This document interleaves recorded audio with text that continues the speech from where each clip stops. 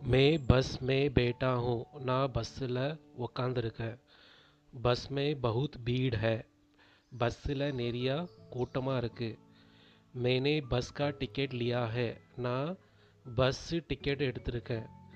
बस धीरे धीरे चल रही है பஸ் மெதுவாக போயிட்டு இருக்கு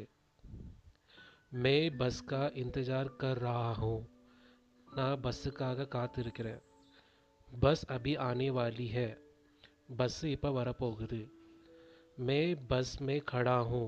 நான் பஸ்ஸில் நிற்கிறேன் बस का किराया 10 रुपये है